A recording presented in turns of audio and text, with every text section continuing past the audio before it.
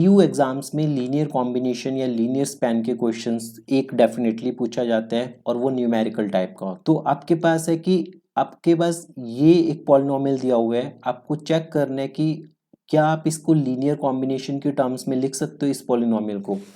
तो हम अपने बेसिक्स पे मूव ऑन करेंगे कि ये जो भी पॉलिनोमियल दिया हुआ है हम इसे लिखना शुरू करते हैं। 1 minus 4x plus 6x square equal to C1 times 1 minus x plus x square plus C2 times 2 plus x minus 3x square. तो अगर हमने लिखा तो हमारे पास यहाँ पे इक्वेशंस बनेंगी।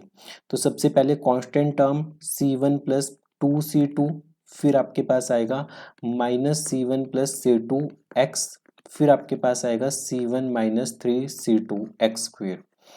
अब अगर हम कोफिशिएंट्स को कंपेयर करें, जैसे एक्स स्क्वेयर के कोफिशिएंट को एक्स के साथ, ठीक है, तो जैसे एग्जांपल के तौर पे आपके पास ये एक्स का कोफिशिएंट है, ये वाला, ये आपके पास एक्स स्क्वेयर का कोफिशिएंट है, और अगर हम बात करें ये आपके पास एक कांस्टेंट है। तो इन तीनों को कंपेयर करके आपके पास इक्वेशंस आ जाएंगे C1 plus 2C2 equal to 1, minus C1 plus C2 equal to minus 4 and C1 minus 3C2 equal to 6। तो इसके बाद अगर आप इन तीनों को सॉल्व करोगे, इक्वेशन नंबर 1 और 2 को सॉल्व करके, इक्वेशन नंबर 1 और 2 को सॉल्व करके आपके पास C1 की वैल्यू 3 मिल गई और C2 की वैल्यू मिल गई -1। ठीक है, C1 और C3 की वैल्यू चेक करनी है कि क्या ये दोनों वैल्यूज इस इक्वेशन को सेटिस्फाई करती है। तो चेक करो, 3 minus 3 into -1 equal to 6, 6 equal to 6, yes, ये दोनों इसे सेटिस्फाई करते हैं।